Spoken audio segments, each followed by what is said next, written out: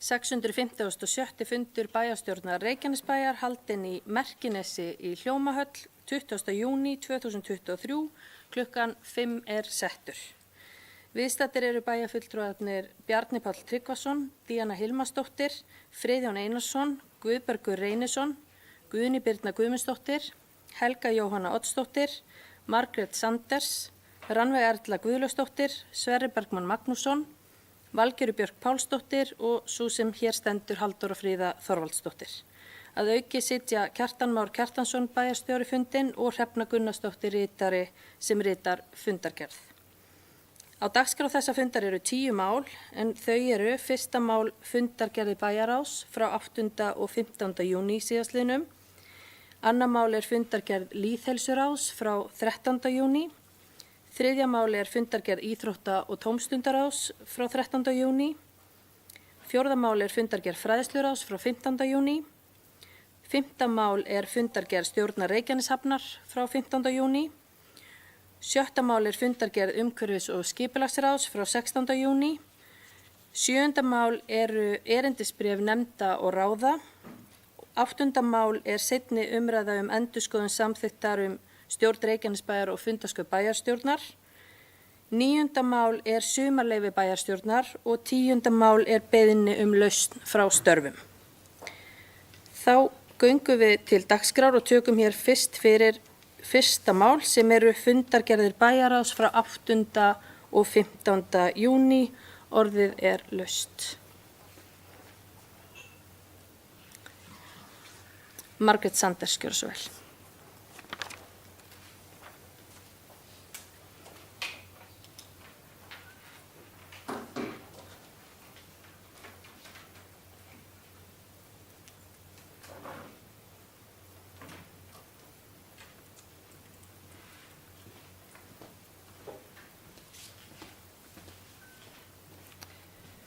Forseti, bæjarfulltrúar, góðir gestir.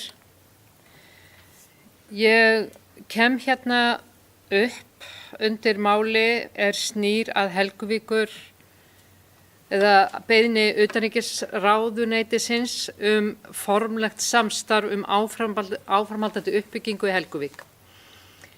Og okkur langar til að vera með bókun, okkur sjálfstæðismönnum, því að við erum virkilega ánægð með það að það sé verið að horfa til Suðurnesja. Við Suðurnesjamenn höfum verið að berjast fyrir svæðið saman og viljum að horft sé til uppbyggingar, atvinnu og tækifæra hér og segjum oft í gríni að við séum sætasta stelpan á ballinu og finnst skrítið að ekki sé horft til okkar meira. En í þessu erindi frá utanríkisráðuneytinu eru frábæra fréttir og sem kemur fram í þessari bókun, með leyfi forseta, að þá mun ég senda þetta á ritara bæjarstjórnar og bókunin hljómar þá svona: Bæjarfulltrúar Sjálfstæðisflokksins í Reykjanesbæ fagna því að utanríkisráðuneytið hafi óskað formlega eftir samstarfi áframhaldandi uppbyggingu í Helguvík, Reykjanesbæ fyrir NATO. Stefnt að byggingu viðlegukants sem og eldsneytisbirgðageymslu fyrir skipaeldsneyti. Þetta gríðarlega mikilvægt fyrir alla uppbyggingu í Helguvík og ekki síður tekjulega fyrir höfnina. Auk þess þetta mikið umhverfismál enda var og núverandi eldsneytisbirgðarstöð forsenda þess að hætt var akstri með flugvélaeldsneyti frá Reykjavík til Keflavíkurflugvallar. Nú með stækkun verið að bæta við birgðastöð fyrir skipaflótan. Við þetta má bæta að undirrituð var viljayfirlýsing af dómsmálaráðherra, fulltrúum Reykjanesbæjar og Landhelgisgæslunnar uppbyggingu framtíðaraðstöðu fyrir skipaútgerð Landhelgisgæslu Íslands í Njarðvíkurhöfn, Reykjanesbæ. Við fögnum því að ráðherrar ríkisstjórnar Íslands horfi til Reykjanesbæjar varðandi framtíðaruppbyggingu og verkefna sem tengjast þeirri starfsemi sem fyrir á svæðinu og undir þetta rita Margrét Sanders, Guðbergur Reynisson og Helga Jóhanna Oddsdóttir, D-lista. Takk.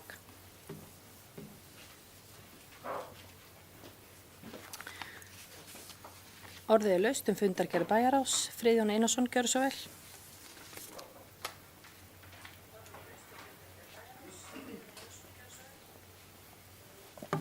Forseti, ágætu bæjarfulltrúar, gestir.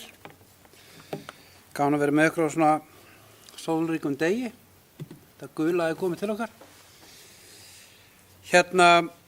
Aðeins fundargerð bæjarráðs, það langar mig að taka undir með oddvita sjálfstæðismanna Margréti Sanders. Við erum ánægð að fá ósk frá utanríkisráðuneytinu hugsanlegt samstarf. Það þannig að Reykjanesbær fékk ósk að tilnefna tengiliði í þetta verkefni. Lengra er það nú ekki komið til okkar, við höfum ekki fengið teikningar eða kostnað eða hvað þetta inniber með sér, en við að sjálfsögðu fögnum öllu samstarfi þetta og þetta sé gert á forsendum sveitarfélagsins. Þannig að ég fagna þessu samstarfi og vona það gangi vel eftir. Mér langar aðeins að nefna að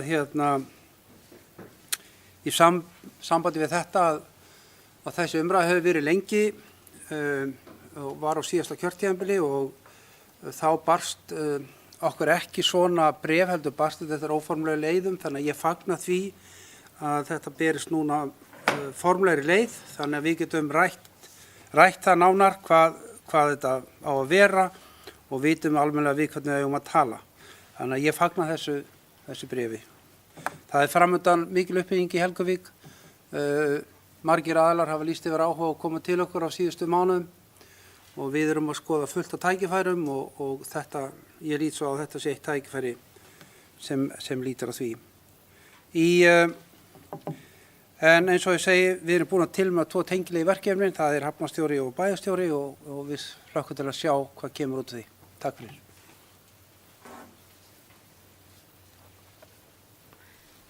Orðið laust. Það ekki fleiri sem óska eftir að taka til máls.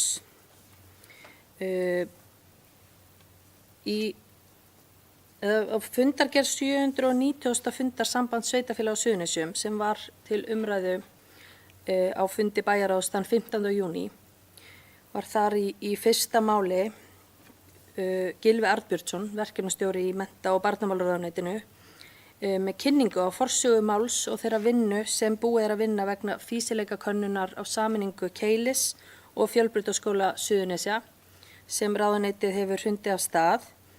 Gylfi kynnti þar markmið þeirra vinnu sem vinna sem er tillaga til ráðherra hvernig hægt sé að tryggja sem fjölbreyttast námsframboð og bæta rekstur framhaldsskólana. Það eru fleiri framhaldsskóla þarna undir sem að stendur til að kanna hvort að sé fýsilegt að sameina. Bæjarstjórn Reykjanesbæjar vill á þessum tímapunkti bóka hér í sameiningu vegna þessa máls og mun forseti nú lesa yfirlýsingu sem undirrituð af öllum viðstöddum bæjarfulltrúum. Yfirlýsing bæjarstjórnar Reykjanesbæjar vegna mögulegrar sameiningar Fjölbrautaskóla Suðurnesja og Keilis. Ráðherra mennta- og barnamála hefur skipað stýrihóp eflingu framhaldsskóla sem meðal annars er að skoða hvort fýsilegt er að sameina Fjölbrautaskóla Suðurnesja og Keili. Bæjarstjórn Reykjanesbæjar leggur áherslu á að fjölbreytt námsval standi nemendum á Suðurnesjum til boða héðan í frá sem hingað til og að aðgerðir ríkisins megi ekki koma niður á framboði og gæðum náms. Bendir bæjarstjórn á mikilvægi þess að frekar verði að huga að því að á Suðurnesjum verði enn öflugra skólastarf með meira námsframboði en nú er til staðar. Leggur bæjarstjórn sérstaka áherslu á þetta þar sem menntunarstig á Suðurnesjum hefur lengi verið til umræðu, þar sem svæðið er mikið vaxtarsvæði og ljóst er að mennta þarf starfsfólk á fjölbreyttum starfsviðum til að mæta þörfum vinnumarkaðarins á Suðurnesjum til framtíðar. Og eins og áður sagði þá er þessi yfirlýsing undirrituð af öllum viðstöddum bæjarfulltrúum. Ef það eru ekki fleiri sem óska eftir að taka til máls, þá ber ég fundargerðir bæjaráðs frá 8. og 15. júní hér upp til samþykktar. Þeir sem samþykkt geta eru beðnir að gefa merki og þær eru samþykktar 11:0. Þá tökum við næst fyrir fundargerð lýðheilsuráðs frá 13. júní síðastliðnum. Díana Hilmarsdóttir, gjörðu svo vel.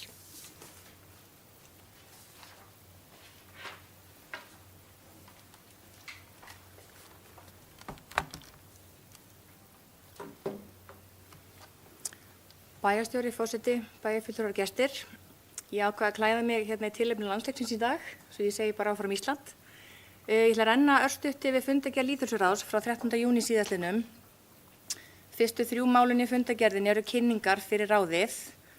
Gunnrún og Ragnhildur Helga frá Miðstöð símenntunar og Suðurnesjum kynntu þá þjónustu sem virkniteym MSS er að bjóða og markmiðum starfsins. Frábært og þarft starf sem þessir frábæru fagaðilar er að bjóða upp á. Það er mikilvægt að bjóða upp á þverfaglega einstaklingsmiðaða persónulega þjónustu þar sem fólk er statt á misjöfnum stað, þarf ólíka hluti og ólíku hraða. Markmiðið er alltaf að þátttakendur fari í atvinnu að lokinni endurhæfingu og eða í áframhaldandi nám. Svo kom hún Rannveig Sigríður félagsráðgjafi hjá Fjölbrautaskóla Suðurnesja og fór yfir þá þjónustu sem í boði er fyrir nemendur skólans. Það er tímabundna ráðningu að ræða sem að ég vona að verði fest í sessi því að miðað við þær tölur sem komu fram í kynningu Rannveigar er klárlega þörf á þessari þjónustu við skólan. Og Rannveig hefur reynt að kynna þjónustuna eins vel og hægt er, meðal annars með því að fara inn í kennslustundir í skólunum. Allir skráðir nemendur og starfsfólk hafa fengið tölvupóst, fréttatilkynningu á heimasíðu skólans, frétt í víkufréttum og þjónustan auglýst á öllum upplýsingaskjám skólans. Það var eitt sem sló mig við lestu kynningarinnar, en það er að Rannveig sendi tölvupóst á alla 11 grunnskólan á Suðurnesjum til að kynna þjónustuna, þar sem að öllum nemendum 10. bekkjar á Suðurnesjum sem hyggjast stunda nám við Fjölbrautaskóla Suðurnesja og glíma við tilfinningavanda var boðið að koma í viðtal, til dæmis þess að ræða sína líðan og mynda tengsl. 12. maí var sendur út annar tölvupóstur sem var beint til stjórnenda til að ganga úr skugga að fyrri póstur hefði örugglega borist þar sem eingöngu 3 skólar hefðu svarað fyrri pósti. Áfram að fátt svör. Og ég verð að segja að miðað við ákall frá ungmennaráði í Reykjanesbæ núna undanfarin ár þörfina á félagsráðgjöfum og að sálfræðingum inn í grunnskólana að þá er þetta ekki viðbrögðin sem ég átti von á. Þriðja kynningin var svo á mínum vinnustað, Björgin í Geðræktarmiðstöð Suðurnesja, en Björgin er athvarf og endurhæfing fyrir fullorðna með geðheilsuvanda. Það voru góðar umræður sem mynduðust á fundinum geðheilsu, virkni og fólk á öllum aldri. Sérstaklega var umræð hópinn 16 til 24 ára sem hvorki er í vinnunni námi og hvernig væri hægt að ná til þessara einstaklinga og virka þá. 4. mál var vefurinn frístundi.is þar sem að Hafþór íþrótta- og tómstundafulltrúi minnti á vefinn, en þar má kynna sér fjölbreytt úrval þeirra íþrótta og tómstunda sem að standa ungum sem öllum til boða á Suðurnesjum. Nesvellir eru að útbúa bæklingum tómstundum sem í boði eru fyrir eldri borgara. 5. mál var málþing vegna snjallsímanotkunar barna og ungmenna í grunnskólum, en stefnt er því að halda málþing vegna snjallsímalausra grunnskóla í haust í Reykjanesbæ. Lýðheilsuráð hefur verið að vinna í því og mun halda því áfram. Það er mikilvægt að taka samtalið innan skólana við nemendur, aðstandendur. Þetta er samstarfsverkefni. 7. mál er heilsu- og forvarnavika Suðurnesja sem verður 25. september til 1. október. Hafþór íþrótta- og tómstundafulltrúi sagði frá undirbúningi fyrir þá viku sem verður einhver leyti tengd Íþróttaviku Evrópu sem fer fram svipað leyti. Heilsu- og forvarnavikan fer fram vika og undan áætlun þetta árið. Mér langar einnig að fá að nota tækifærið og segja fyrir því að það er komin frískápur upp á Ásbrú sem er staðsettur á Flugvallabraut 740 þar sem Hjálpræðisherinn er staðsettur. Og markmiðið með frískápum er að minnka matarsóun en það eru 11 slíkir staðsettur landið. Og frískápur er deiliskápur sem miðar að því að minnka mataróöryggi og matarsóun og byggja upp sterkara samfélag. Allir með að taka mat og skilja eftir mat í frískápnum. Það er komin Facebook síða sem heitir Frískápur Ásbrú Reykjanesbær og ég fagna þessu mjög og ég vona að fólk eftir að vera duglegt að nýta sér þetta frábæra úrræði. Og ég hvet verslanir og veitingastæði til þess að vera dugleg að fara með þar sem til fellir hjá sér og sýna samfélagslega ábyrgð, samkennd og minnka matarsóun. Og þetta er síðasti fundur bæjarstjórnar fyrir sumarleyfi og mér langar að þakka fyrir samstarfi sem af er og óska okkur öllum góðs og gleðilegs sumars. með þá von að sólinn og hitinn fari nú alveg að koma til eitthvað á Suðurnesjum og mér sýnist öllu að það sé byrjað. Takk fyrir.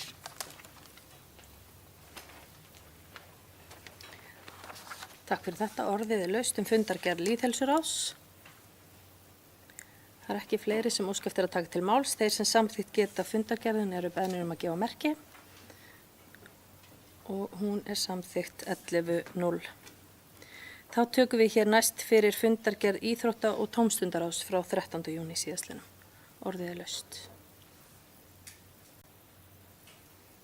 Friðjón Einarsson, gjörðu svo vel.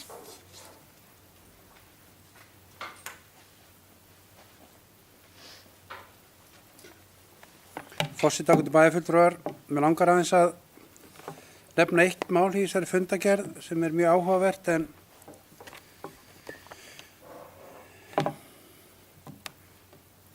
fullt af áhugaverðum málum að sjálfsögðu í fundargerð ráðsins, en það sem mig langar aðeins að nefna hérna við ykkur sérstaklega er framtíðaruppbygging IT-mannvirkja og svæða og rekstranefndar.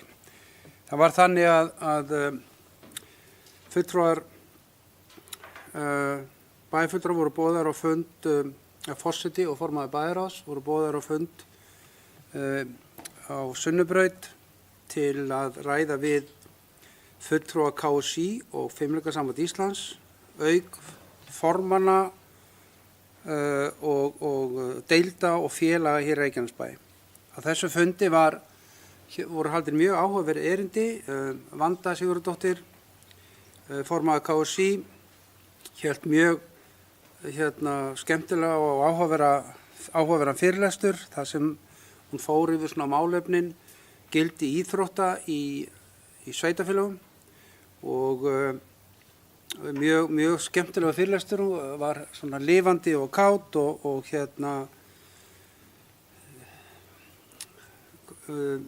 vakti mann til umhugsunar gildi íþrótta og hún vitnaði þarna til margra rannsóknir sem gerði það að vera áhrifum íþrótta og þeirri fjárfestingu sem lögð er með iðkun íþrótta inn í samfélagið. Auk þess var formaður Fimleikasamband Íslands hélt fína fyrirlestur þörfina, aðstöðu og aðstöðuleysi fimleika allt land. En auk þessa þá voru þarna staddir á fundunum starfsmenn Reykjanesbæjar, íþróttafulltrúi og fræðslustjóri ásamt fleiri gestum.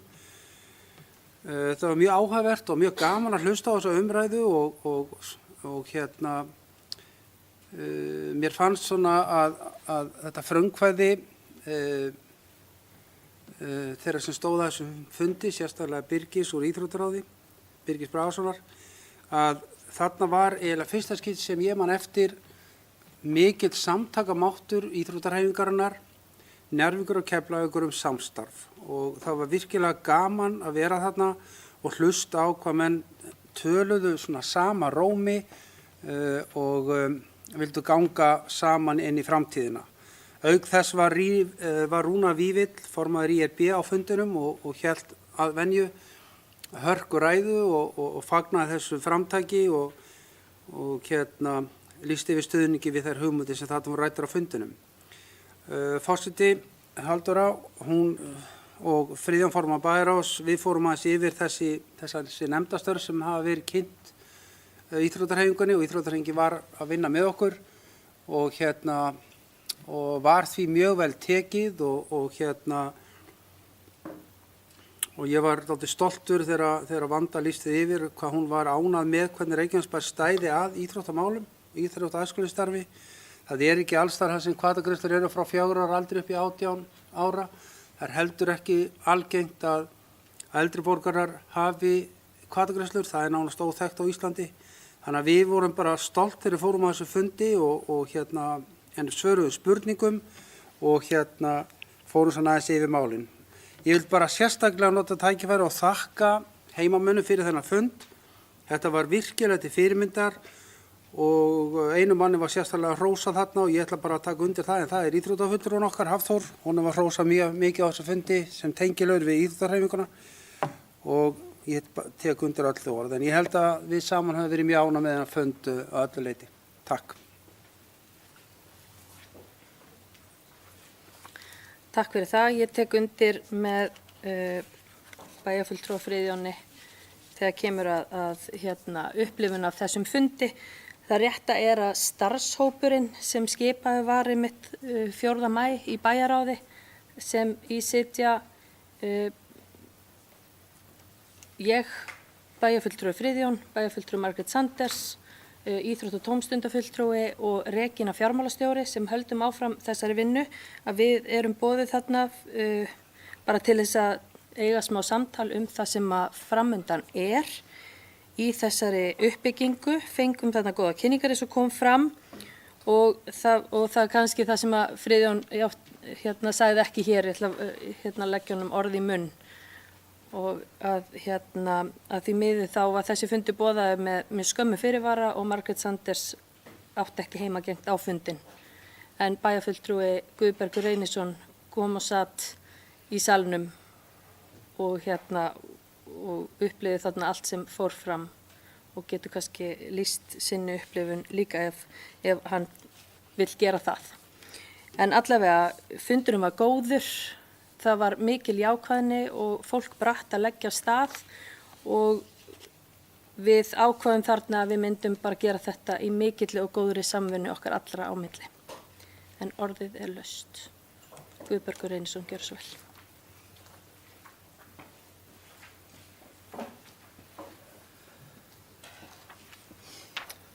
Forseti, bæjarfulltrúar. Já, ég var á þessum fundi og kem hérna upp einmitt út af þessum lið. Ég get vitnað til það að bæjarfulltrúi Halldóra bæjarfulltrúarnir, þeir stóðu sig bara mjög vel og ég bara var ánægður hérna út í sal. Ég gat svo sem ekki sest í sæti Möggu, það fyllir það enginn svo fljótlega. En þau stóðu sig bara vel og þetta var flottur fundur og gott að fá þarna formann KSÍ og formann Fimleikasambandsins til þess að fá líka að vita hvernig þetta er á öðrum stöðum og bara, já, góðu fundur. Ég held að allir verið mjög ánægðir. Á þessum fundi þá hitti ég einmitt formann KSÍ og ég rifjaði upp að, það er ekki svo langt síðan reyndar, að 7. september á 637. fundi bæjarstjórnar þá lagði ég fram bókun fyrir Sjálfstæðisflokkinn þar sem ég sagði, og ég ætla bara að lesa hana aftur: Reykjanesbær þarf að setja upp metnaðarfulla langtíma áætlun uppbyggingu íþróttamannvirkja og setja fram tímasettan aðgerðalista þannig að farið sé eftir áætluninni. Sjálfstæðisflokkurinn leggur til að bæjarstjóra verði falið að leitast eftir viðræðum við KSÍ byggingu þjóðarknattspyrnuleikvangs í Reykjanesbæ og nú eru nokkur bæjarfélög á höttunum eftir að fá þessa höll til sín. Reykjanesbær gæti lagt fram landsvæði og uppbygging orðið í samvinnu við einkaaðila. Mikill kostur að hafa slíkan þjóðarleikvang nálægt alþjóðaflugvelli. Þjóðarknattspyrnuleikvöllur mun styðja við íþróttastarfi í Reykjanesbæ. Mikilvægt er að vinna þannig til framtíðar að við stöndum undir nafni sem íþróttabær. Og þessi bókun fór einhvers staðar fyrir ofan garð og neðan, einhvers staðar í leirunni. Við skrifuðum öll undir þetta sjálfstæðismenn, Guðbergur Reynisson, Margrét Sanders og Helga Oddsdóttir, en svo var þetta vist eitthvað aðeins vitlaust sett fram, þannig að ég er að hugsa hvort að ég á að bóka þetta aftur og biðja þá hvort að bæjarfulltrúar greiði því atkvæði. Þetta ætti að vera auðvelt mál, af því að okkar maður í stjórn KSÍ er Unnar Stefán Sigurðsson og hann er formaður mannvirkjanefndar og ég hitti hann einmitt þarna með formanni KSÍ og þau vilja fá fund. Þannig að ég geti farið með bæjarstjórunum á þennan fund. En ég vil þá bara setja fram sömu bókun aftur og biðja hvort að verði kosið hana. En kannski er ég að gera þetta vitlaust aftur, ég veit ekki.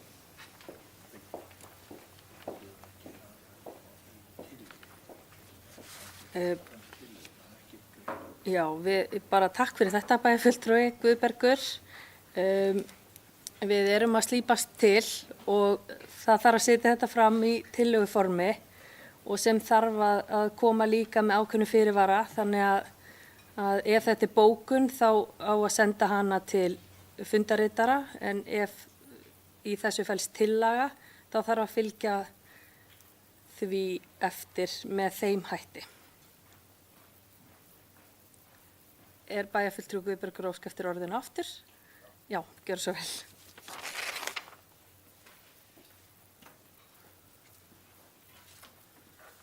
Forseti, takk fyrir bæjarfulltrúar fyrirgefiði. Svo sem í þessari gömlu bókun þá er orðað Sjálfstæðisflokkurinn leggur til, þannig að þetta er þó þannig séð tillaga til bæjarstjórnar og bæjarstjórnarfulltrúa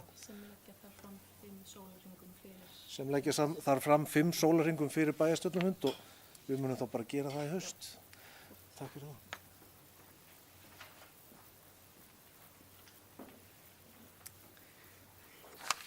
Takk fyrir þetta. Orðið er laust fundargerð íþrótta- og tómstundaráðs. Það eru ekki fleiri sem óska eftir að taka til máls. Þeir sem samþykkt geta fundargerð íþrótta- og tómstundaráðs frá 13. júní eru beðnir að gefa merki og hún er samþykkt 11:0. Þá tökum við hér næst fyrir 4. mál á þessari dagskrá og það er fundargerð fræðsluráðs frá 15. júní síðastliðnum. Guðni Birna Guðmundsdóttir, gjörðu svo vel.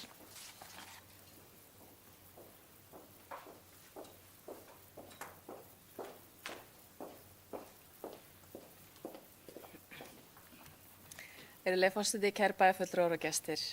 Mig langar að renna aðeins yfir fundargerð fræðsluráðs frá 15. júní síðastliðnum. Nú, við fylgjum eftir málefni okkar snjallsímalausa grunnskóla en á síðasta fundi okkar fengum við fulltrúa frá Myllubakkaskóla og nemendaráðið þar, hann Daniel, sem var að tala hugmyndi nemenda að hafa snjallsímalausan grunnskóla. Á þessum fundi fengum við Friðþór Helga Karlsson sem er skólastjóri í Háaleitiskóla til að lýsa fyrir fræðsluráði sinni reynslu af snjallsímalausum skóla en Háaleitiskóli hefur verið snjallsímalaus minni mig undanfarin 6 ár, ef ég er að fara rétt með mál. Þannig að við erum bara svona að þreifa á málinu fræðsluráð á þessu áhuga sama máli en við sjáum að Reykjavíkurborg er að viðra sömu hugmyndir og einnig Sunnulækjaskóli á Suðurlandi og auk fleiri skóla í Bandaríkjunum, svo dæmi séu tekin. Þannig að það er mikil gróska þessum málefnum og við viljum fylgja þessu máli eftir. Þannig að þegar að fræðsluráð, mögulega menntaráð á eftir, kemur saman í haust, þá munum við fá fleiri gesti og ræða þetta mál áfram. Spennandi mál. Nú, tíðarvörur í grunnskólum, þetta er málefni sem að koma inn til okkar frá ungmennaráði og það er allir skólanir hafa tekið þetta verkefni til sín og eru að útfæra og skoða með sínum hætti og svo er vilji hjá skólastjórnendum að útfæra verkefni á næsta skólaári í samstarfi við ungmennaráð til að mæta þörfum nemenda sem best. Þannig að þessu verkefni verður haldið áfram í samstarfi við ungmennaráð og bara gott og vel. Nú, við fengum Önnu Karen Sigurjónsdóttir sjálfbærnifulltrúa Reykjanesbæjar inn á fundin til að ræða sorpflokkun og hvernig henni er háttað í leik- og grunnskólum hjá okkur og er þetta fyrsti fundurinn sem að við fáum kynningu á þessum málefnum og munum fylgja því eftir í haust. Það er ekki allir að gera hlutina eins, sem er svo sem eðlilegt á stórum heimavæ, en við munum í haust fylgja þessu máli eftir, sér í lagi vegna þess að það eru ný sorpurulög komin, nýtt flokkunarkerfi og ýmislegt spennandi í gangi í sjálfbærnimálum. Þannig að við munum fylgja þessu máli eftir í haust og horfa þá sérstaklega í samræmingu milli okkar stofnana. Nú, við bjóðum Andreu Atladóttur velkomin sem nýtt dagforeldri hjá Reykjanesbæ en hún fekk starfsleyfi sitt veitt á síðasta fundi.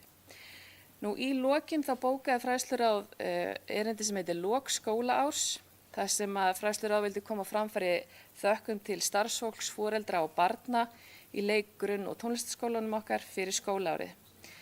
Við komum einnig inn á hvatningaverðlaunin en fræðsluráð stóð fyrir hvatningaverðlaunum þann 13. júní þar sem byrjað var á að skrifa undir 12 nýsköpunarverkefni sem styrt voru 10 milljónir af fræðslu sviði Reykjanesbæjar og ósku við þessum 12 verkefnum innilega til hamingju með styrkin. Tjarnasel hlaut hvatningaverðlaunin að þessu sinni fyrir verkefni sitt Gróðurhús í grænum skóla er áskorun og ævintýri og ósku við þeim innilega til hamingju. Fyrirkomulega hvatningarverðlauna er þannig að fræðsluráð eru svokallaða dómarar og stiga með þetta verkefnin og við tilnefnum alltaf verkefni sem að hlýtur næst flest stigin. En að þessu sinni voru 3 viðurkenningar fyrir þessi 3 frábæru verkefni sem kom í annarsæti. Frá Njarðvíkurskóla var verkefni fjármálafræðsla í 10. bekk eftir Ingvar Þór Geirsson.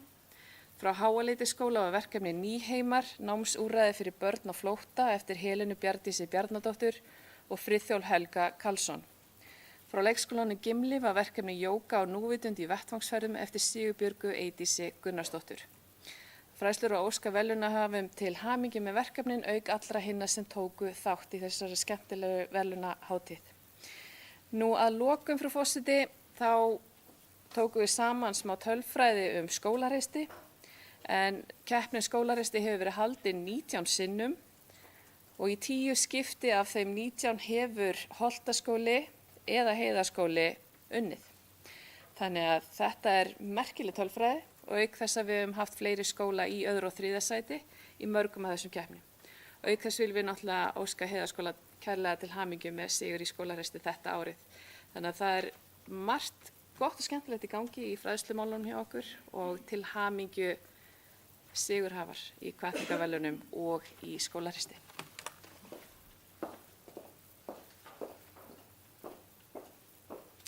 Margrét Sanders, gjörðu svo vel.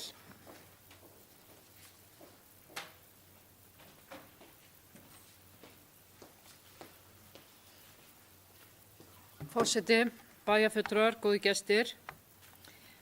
Við eigum að fagna, við eigum að tala vel bæinn okkar og sérstaklega þegar það er mikil innistæða fyrir því og það er að eins og var nefnt hérna áðan af formanni fræðsluráðs, Guðni Birnu og bæjarfulltrúa, að við skildum vinna skólareisti og ekki bara það, við vorum í öðru sæti líka.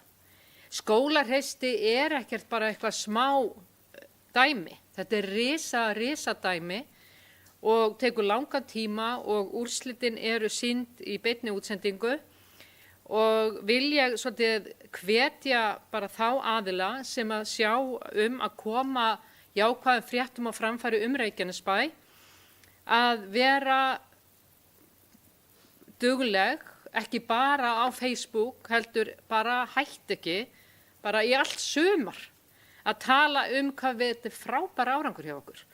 Og ég var áðan að tala atvinnumálin, við þurfum að segja frá því sem að vel er gert.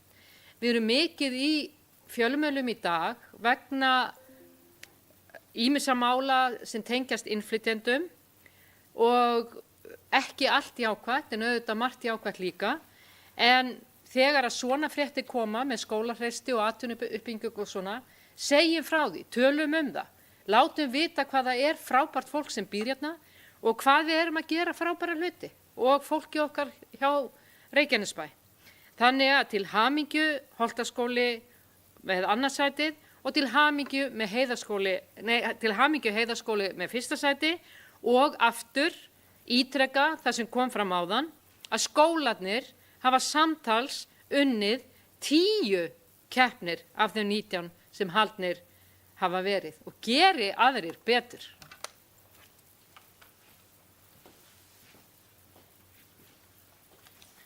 Takk fyrir það, orðið er laust. Það eru ekki fleiri sem óska eftir að taka til máls hér undir fundargerð fræðsluráðs frá 15. júní. Þeir sem samþykkt geta fundargerðina eru beðnir að gefa merki. Og hún er samþykkt 11:0. Þá tökum við næst fyrir 5. mál sem er fundargerð stjórnar Reykjaneshafnar. Orðið er laust. Guðni Birna Guðmundsdóttir, gjörðu svo vel.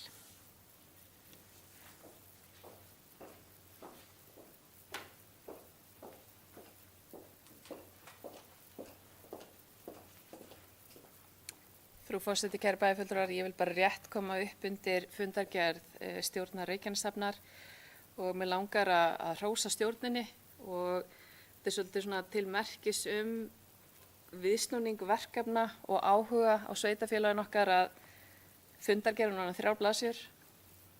Það er verkefni, það eru lóðaumsóknir, það er atvinnuþróunarstefna, það er tillaga stækkun, það er alls konar. Og þetta er frábært og þetta gleður mig og ég verð bara að lýsa þetta yfir að ég er gríðarlega ánægð með þessa stjórn og ég er ánægð með hafnarstjórn okkar og að þetta sé komið þessi mikli áhugi á sveitarfélagin okkar og þessum verkefnum í höfninni og það verður gaman að fylgjast með þessu áfram. Ég ætla ekki að tiltaka eitthvað sérlið, bara lýsa yfir ánægju minni, yfir þróuninni. Takk. Helga Jóhanna Oddsdóttir, gjörðu svo vel.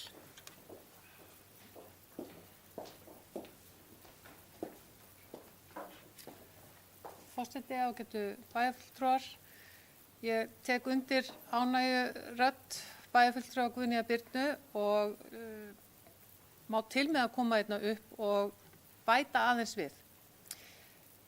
Áhugan á sveitarfélaginu okkar hefur aldrei vantað, en eins og fundargerð stjórnar hafnarinnar sýnir glöggt erum við að grípa þessi tækifæri núna og kannski með öflugri hætti heldur en lengi hefur verið gert. Og ég tek undir með Guðnýju Birnu, afskaplega ánægð með hafnarstjórann okkar og veit að þessum málaflokki er vel fyrir komið í dag og ég hlakka virkilega til að sjá áframhaldandi árangurs.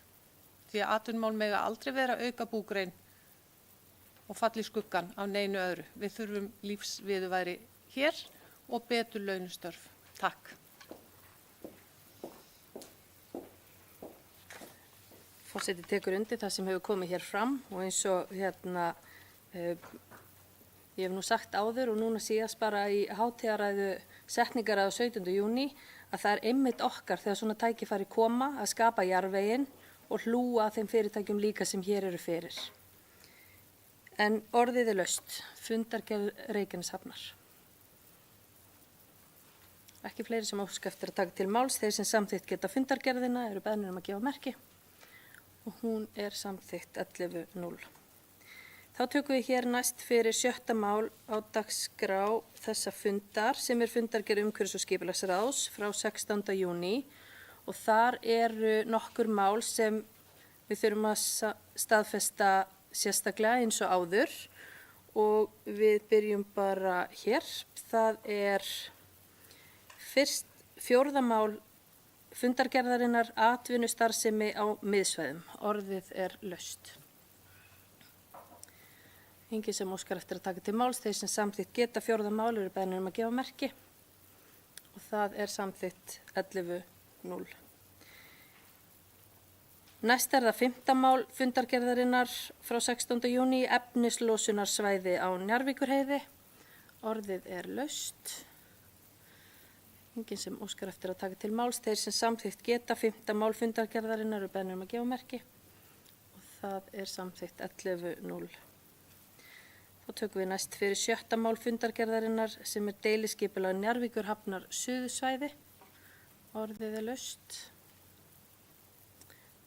Enginn sem óskar eftir að taka til máls, þeir sem samþykkt geta eru beðnir að gefa merki og 7. mál er samþykkt 11.0. Þá tökum við næst fyrir 7. mál fundargerðarinnar sem er Fjölbrautaskóli Suðurnesja bráðabirgðahúsnæði. Orðið er laust. Enginn sem óskar eftir að taka til máls, þeir sem samþykkt geta eru beðnir að gefa merki og hún er samþykkt 11.0. 7. mál er samþykkt 11.0. Þá tökum við næst fyrir 9. mál fundargerðarinnar sem er Sunnubraut 36 færanlegar kennslustofur. Orðið er laust.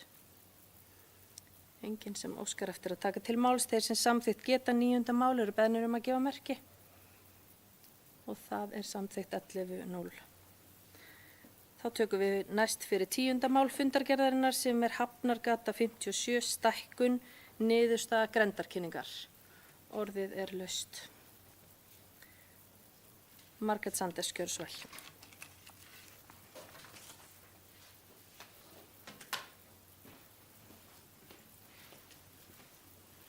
Forseti, bæjarfulltrúar, góðir gestir. Mér langar bara að nefna varðandi þetta bara örstutt að ég velti fyrir mér og mér brá þegar ég fékk tölvupóst frá einum aðila sem býr þarna í Nálari götu að það væri mikill skuggi af þessari byggingu og fleira. Og ég hélt í einfeldni minni að það væri kannað áður en þetta færi í grenndarkynningu, skuggavarp og fleira, og legg áherslu á það að við pössum upp á að það sé gert áður en farið af stað með grenndarkynningu, því að ef að íbúar hefðu ekki verið vakandi fyrir þessu, þá hefðu við eflaust farið af stað með bygginguna og eftir á hefðu komið athugasemdir og þá er það orðið of seint þegar búið er að byggja. Þannig að ég vil bara leggja áherslu á þetta og velta þessu fram til umhugsunar. Þetta er engin áfellisdómur á einn eða neitt, en mér finnst mjög mikilvægt að það sé hugað að svona hlutum áður en farið er af stað í grenndarkynningu. Takk.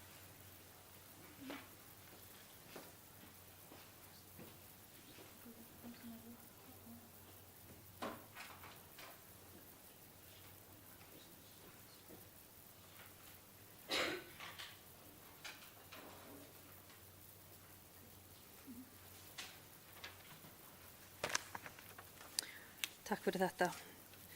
Eru fleiri sem óska eftir að taka til máls undir 10. máli fundargerðarinnar Hafnargata 57 stækkun niðurstaða grenndarkynningar? Svo er ekki. Þeir sem samþykkt geta 10. máli eru beðnir að gefa merki og það er samþykkt 11-0. Þá tökum við næst fyrir 11. mál fundargerðarinnar sem er Sóltún 4 niðurstaða grenndarkynningar. Orðið er laust. Engin sem óskar eftir að taka til máls. Þeir sem samþykkt geta 11. mál eru beðnir að gefa merki og það er samþykkt 11-0. Þá tökum við næst fyrir 12. mál fundargerðarinnar sem er Sólvallagata 34 stækkun á bílastæði niðurstaða grenndarkynningar. Orðið er laust. Engin sem óskar eftir að taka til máls. Þeir sem samþykkt geta 12. mál eru beðnir að gefa merki og það er samþykkt 11-0. Þá tökum við næst fyrir 13. mál fundargerðarinnar sem er Víðidalur 19 fyrirspurn Sólstofu niðurstaða grenndarkynningar. Orðið er laust. Engin sem óskar eftir að taka til máls. Þeir sem samþykkt geta 13. mál eru beðnir að gefa merki og það er samþykkt 11-0. Þá tökum við næst fyrir 14. mál fundargerðarinnar sem er Faxabraut 9 bílastæði. Orðið er laust. Engin sem óskar eftir að taka til máls. Þeir sem samþykkt geta 14. mál eru beðnir að gefa merki og það er samþykkt 11-0. Þá tökum við næst hér 15. mál sem er Baugholt 21 viðbótar innkeyrsla. Orðið er laust. Engin sem óskar eftir að taka til máls. Þeir sem samþykkt getur beðnir að gefa merki og það er samþykkt 11-0. Þá er það næst 16. mál fundargerðarinnar sem er Hafdalur 2-4 fyrirspurn. Orðið er laust. Engin sem óskar eftir að taka til máls. Þeir sem samþykkt geta 16. mál eru beðnir að gefa merki og það er samþykkt 11-0. Þá tökum við hér síðast fyrir 17. mál fundargerðarinnar sem er Vallargata 13, gistiheimili óskum endurupptöku máls. Orðið er laust. Engin sem óskar eftir að taka til máls. Þeir sem samþykkt geta 17. mál eru beðnir að gefa merki og það er samþykkt 11-0. Þá gefur forseti orðið laust fundargerðin í heild sinni. Guðbergur Reynisson, gjörðu svo vel.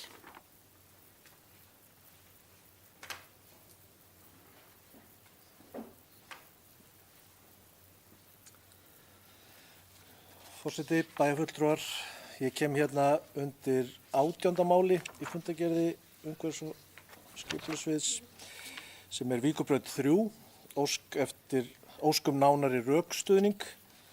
Þetta mál heyrir undir aðalskipulag sveitarfélagsins sem var samþykkt með láði í fyrra og þarna er verið að neita viðbyggingu. Í tengslum við þetta mál þá setti ég fram bókun í uppskráðinu mér langaði að lesa hana hérna. Við gerð aðalskipulags þarf að hugsa til langs tíma eða nokkura tuga ára og ef hugsjónin góð þarf að standa við skipulagið. Allir sem falla undir aðalskipulagið ættu að hafa fengið vitneskju og kynningu á framtíðarsýninni og eða stefnubreytingunni og ættu því ekki að undrast ef hönnuður þessa aðalskipulags hnika ekki frá því. Lítil og meðalstór fyrirtæki eru ein megin stoð þjóðfélagsins og verða mega stækka og dafna, en vitandi af aðalskipulaginu halda margir aðilar áfram sinni vinnu og bíða þess að uppbygging hefjist eða á endanum þeir taka þátt í og eða hverfa á brott.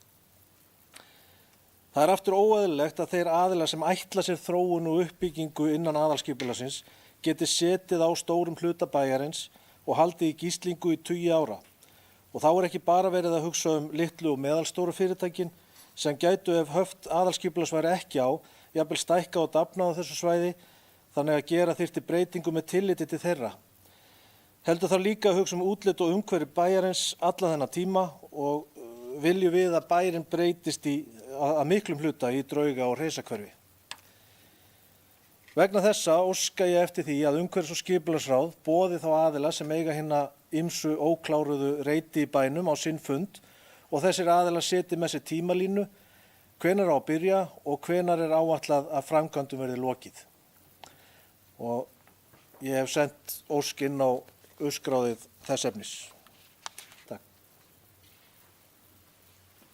Takk fyrir það. Næst hefur ósk eftir að taka til máls Bjarni Páll Tryggvason.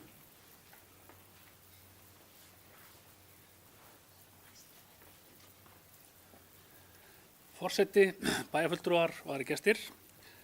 Það ber þess merki þessi fundagerð umhverfis- og skipulagsráðs eins og annað sem hefur verið fjallað hérna á fundinum fyrr að það mjög margt að gerast í sveitarfélaginu okkar og mikil uppbygging í gangi víða. Og það einmitt í tengslum við það mál sem að bæjarfulltrúi Guðbjörgu var að ræða hérna, óskum nánari rökstuðning, að þá einmitt ráðið búið að bóka þarna aðeins áður, eða hluti af ráðinu allavega, búið að bóka þarna aðeins áður ákveðna þætti í fundagerðinni sem ég til rétt að fjalla eins í tengslum við þetta upp á að setja svolítið í samhengi svona hvernig skipulagið vinnur og hvað verið að gera þarna. Og með leyfi forseta. Umhverfis- og skipulagsráð telur rekstur vélsmíðu ekki samræmanlegan 600 íbúa byggð sem rís í nágrenninu á næstu árum eða ferðaþjónustu sem lögð áhersla á við uppbyggingu svæðisins sem fram kemur í stefnu Reykjaneshafna og aðalskipulagi Reykjanesbæjar 2020 til 2035. Starfsemi vélsmíðu fylgir hávaði við málmvinnslu og notkun á stórum og þungum búnaði, með stækkun húsnæðis viðbúið að starfsemin aukist. Það viðbúið að með þéttingu byggðar fylgdu réttmætar kvartanir vegna starfsemi og yfirbragðs starfsemi vélsmíðunnar, því meiri sem uppbyggingin því þyngra verður að taka á óhjákvæmilegum breytingum á landnotkun og fylgja eftir kröfum til starfseminar innan miðsvæðisins. Fylgja þar eftir ákvæði í grein 4.1 að starfsemi fari jafnan fram á almennu vinnutíma virkadaga og starfsemi helga sér takmörkuð. Þegar litið til greina 4.4 og 4.4.1 og kaflans M9 Vatnsnes engin atriði sem leggjast með rekstri vélsmíðu á svæðinu eða stækkunar á húsnæðinu. En fjölmörg atriði sem leggjast gegn því eins og að ofan hefur verið talið. Rekstur vélsmíður víkjandi á svæðinu og stækkun hennar gengur þvert á markmið og aðalskipulags Reykjanesbæjar. Og svo af því sem að bæjarfulltrúi Guðbjörgu bókar að þá náttúrulega bara verið að fjalla svona almennt skipulagið og hvernig við þurfum að huga að því hvernig við vinnum með það, gríðarlega mikilvægt og ég fagna því og tek undir þau orð hans þarna í lok bókurinnar sem að verið að kalla eftir því að það fari fram ákveðið samtal það hvernig aðilar sjá fyrir sér að standa að uppbyggingu á ákveðnum reitum í bænum okkar, gagnvart því hvernig þeir sjá fyrir sér tímalínuna í þeim málum. Og ég held að það sé bara til bóta að það sé ákveðin upplýsingagjöf sem sér stað þarna á milli manna og samtal. Við höfum í fyrsta skipti í sögu þessa sveitarfélags núna á þessu kjörtímabili sett inn ákveðin sólarlagsákvæði í deiliskipulag sem verður fróðlegt að fylgjast með að sjá hvernig þróast og auðvitað markmiðið með þessari vinnu allri saman að reyna að tryggja það að verkefni eigi sér framgang en séu ekki eingöngu einhver fjárfestingaverkefni fyrir aðalega sem skipta bara höndum og hækka í verði í hver skipti sem einhver annar kemur að borðinu.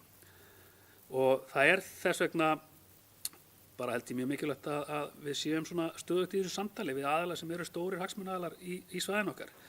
Ég hef ekki stóra áhyggjur af því að bærinn okkar sé að verða einhverju drauga og hreysiskverfi. Það var ég get nú sagt að ég hafði kannski svolítnar áhyggjur af því 2008, 2009 og 2010 þegar maður óku svæði eins og innan Njarðvíks sem að hver hálf kláraður húskofinn stóð þar. En við erum að horfa upp á gríðarlega uppbyggingu á því svæði, gríðarlega uppbyggingu í Hlíðahverfinu og mjög víða og margt farið að hreyfast í okkar samfélagi sem að hefur staðið svolítið í stað lengi og ég fagna því. Takk fyrir.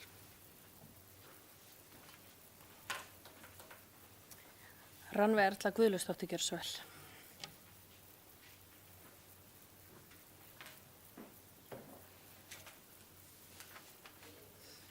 Forseti, bæjarfulltrúar, ég vildi bara koma hérna upp og segja að umboð tekur undir bókun Guðbergs Ennssonar.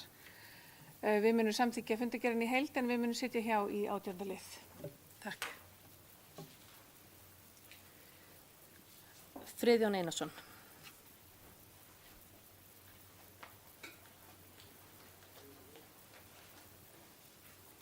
Forseti, ágætu bæjarfulltrúar. Ég er aðeins hugsi yfir þessari umræðu af því að hún er góð en hún er kannski líka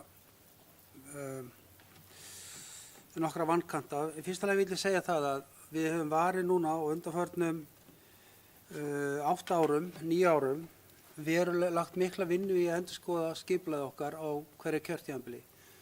Og þetta hefur sveitarfélagið gert í fjöldamörg ár vegna þess að vaxtarhraðinn hjá okkur hefur verið sá mesti í nokkrum af öllum sveitarfélagum á Íslandi.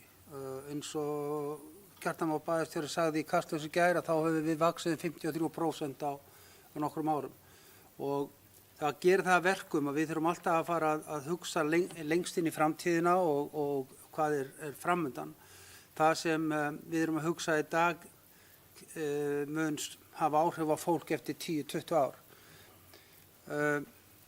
Við höfum haldið mjög marga opna fundi með íbúum þar sem við höfum gefið kost á að ræða skipulagsmál, deiliskipulög, innri mál hverfa og höfum beðið tillögur frá jafnt sem einstaklingum og fyrirtækjum og stofnunum. Við höfum fengið ýmislegt en kannski ekki eins mikið eins og við höfum viljað. En það sem ég finnst kannski alvarlegast í þessu er það að þegar við samþykkjum skipulag sem er búið að vera lengi í vinnslu og er komið með stimpilinn frá skipulagsstofnun, þá erum við komið með eitthvað plagg sem á að vera stefnumótandi 8, 10, 12 ár fram í tíman og jafnvel lengur. Og það er ákveðin yfirlýsing frá okkur í bæjarstjórn að svona ætlum við að stefna.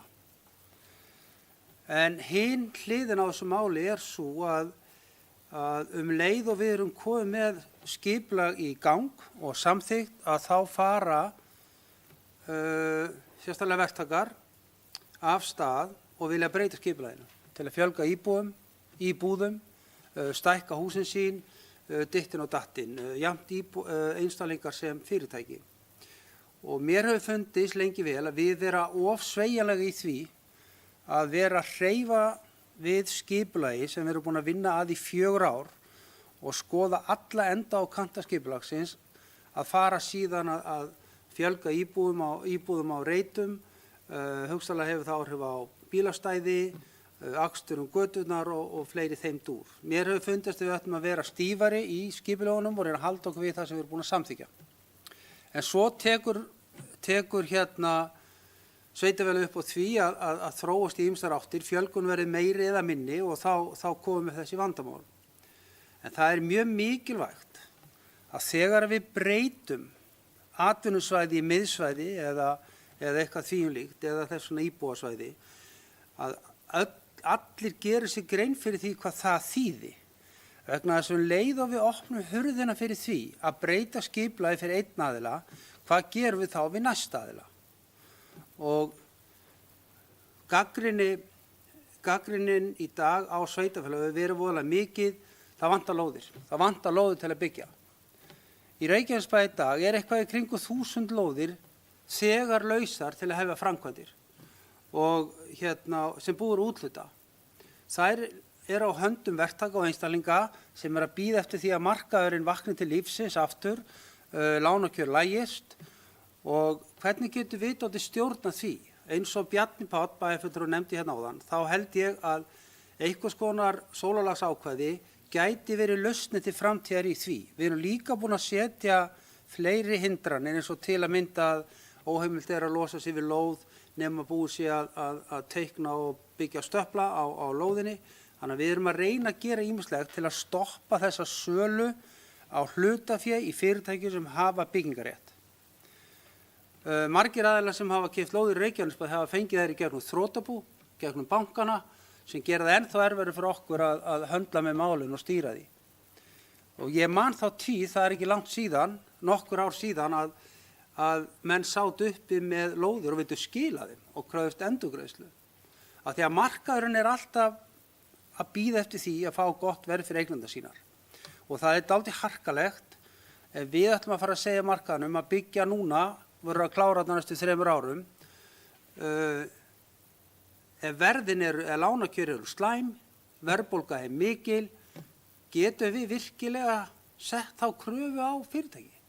Að krefast þess að þau hefji framkvæmdir meðan að markaðurinn er eins og hann er. Mér finnst það mjög hæpið að við getum farið þá leið, en við getum reynt að auka samstarfið og teka undir það með bæjarfulltrúa Guðbergi að við þurfum að taka samtalið betur og reyna að fá menn til að vinna betur saman í þessu.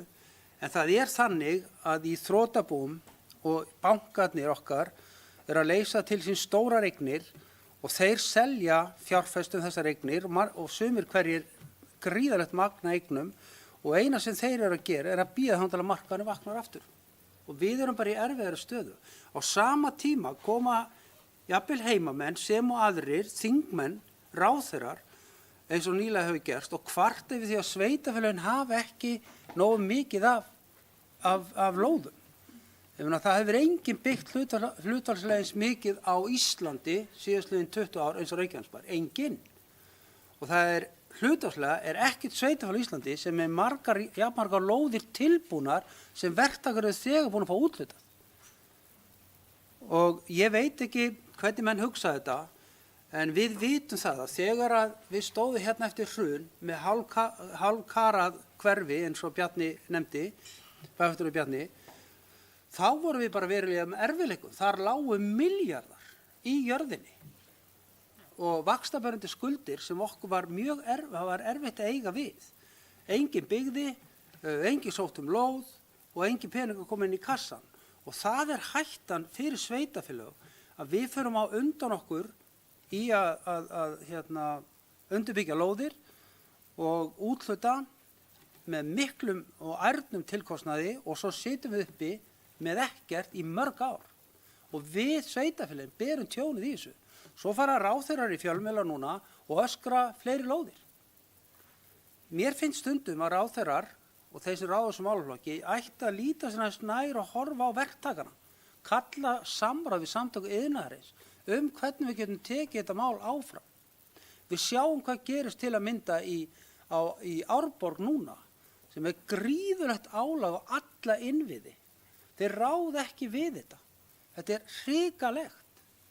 Á meðan sitja verktakar á stóru lóðum, eins og hérna í Reykjanesbæ, og aðrir kalla á fleiri lóðir. En ég held og líst vel á þessa hugmynd að kalla til samtal með aðilum, öllum þessum aðilum. Nú veit ég ekki hver eiga allar þessar lóðir, þetta er einkahlutafélögum hist og her, en ég ætla bara aftur að koma kannski upphæfin í þessu hjá mér. Ég held að þegar við erum búin að samþykkja skipulag, og ég ætla að minna á, allir bæjarfulltrúar hérna inni, allir bæjarfulltrúar í bæjarstjórn, samskipulagi. Það að síðan að koma og vilja ekki standa við það skipulag sem við erum búin að samþykkja er ekki gott. Við verðum annarkvort að standa við það sem við erum búin að ákveða, ekki hlaupa undan merkjum. Það er eitt sem bara lykilatriði. Og í þessu tilfelli sem hér ræðir, þá finnst mér að skipulagið þurfi að standa.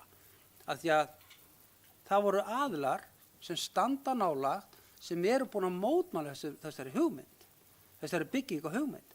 Og hvað ætla menn að segja þá við þá? Ef við ákveðum að leyfa einum að byrja að byggja, hvernig ætla að svara þá gagnrýninni við grenndarkynningunni?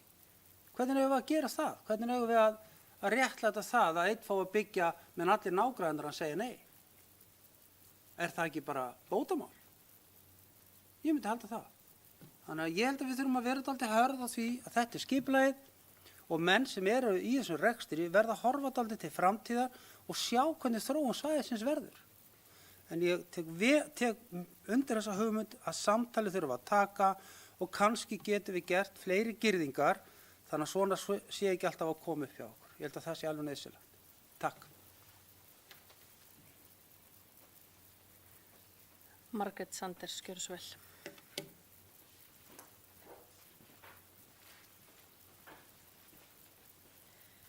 Forseti, bæjarfulltrúar, góði gestir. Aðeins þetta varðandi að aðalskipulagi skuli standa. Mér finnst mikilvægt þegar að aðalskipulag er í kynningu að það sé gert vel. Og það voru fjölmargir fundir en ég fór á 2 og ég var þá búin að stúdera teikningar vel og ég átti stundum erfitt með að átta mig á hvaða svæði var verið að tala hvert skipti.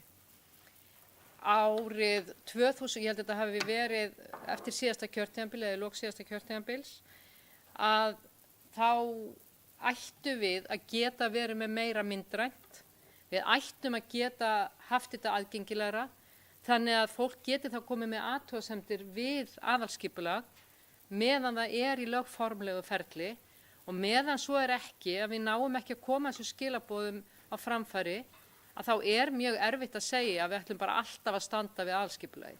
Ég er ekkert að tala um þetta mál sérstaklega, ég er að tala um almennt. Þannig að, en mig langar að nefna eitt dæmi, að það er ný bílaþvottastöð á Fitjum sem er verið að reisa núna og menn koma algjörlega að fjöllum að það ætti að loka innkeyslunni þar inn í Reykjanesbæ, bara þar við. Þannig að aðgengi að þessari bílaþvottastöð hjá þeim sem voru á leiðinni upp á flugvöll eða voru að keyra Reykjanesbrautina var engin. Þannig að þarna er einhver samskipti sem er ekki nægilega góð. Þannig að meðan svo er að þá auðvitað verður það alltaf þannig að við reynum að halda okkur algjörlega við aðalskipulagið sem er búið að vera alveg frábær vinna við. En það er ekkert fullkomið í þessum heimi og við vitum að við eigum eftir að breyta einhverju. En auðvitað eigum við að reyna að halda okkur sem mest við það eins og hægt er.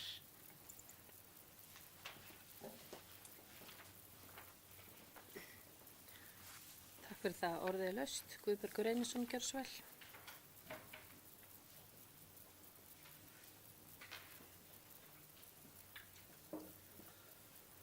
Forseti, bæjarfulltrúar, ég bara þakka fyrir að þið taki vel í þetta, bæjarfulltrúar. Og ég er búinn að senda erindi á Gunnar skipulagsfulltrúa, biðjum að þetta verði tekið fyrir á föstudaginn á fundinum. En svo þessi alveg á hreinu þá er ég algjörlega á því að standa við samþykkt aðalskipulag. Þess vegna erum við að reyna að fá þessa aðila til að koma að borðinu og bara segja okkur á þetta að taka 10 ár eða 3 ár. Við erum ekki að tala um að þvinga eitthvað til þess að fara að byggja. Heldur viljum við bara vita til þess að geta svarað fólkinu að núti hvenar verður byrjað og hvenar áætlað verður lokið. Takk fyrir það. Takk fyrir fleiri sem óska eftir að taka til máls. Bæjarstjóri, gjörðu svo vel. Forseti, ágætu bæjarfulltrúar, ég hef nú byrjað því að þakka fyrir þessa umræðu skipulagsmál. Ég hef nú oft saknað þeirrar umræðu hér í bæjarstjórn. Þetta er af hinu góða. En vegna þessa dæmi sem að bæjarfulltrúi Margrét Sanders tók hér áðan bílaþvottastöðuna, að þá var eða áformum að loka þeim vegi, þeirri útkeyslu af Reykjanesbrautinni, það var ekki tekið núna í síðustu, ég held að það hafi verið í þar síðustu endurskoðun á aðalskipulaginu. Þannig að þetta er búið að vera í mörg ár öllum ljóst sem að hefðu viljað og átt og getað kynnt sér skipulagið.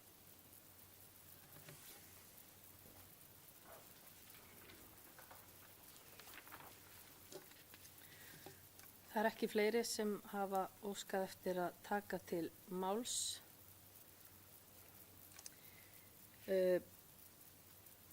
Nú er svo komið okkur vantar eitt bæjarfulltrúa í salin, þannig að við þurfum að gera örlítið hlé hér á atkvæðagreiðslu vegna þessarar fundagerðar.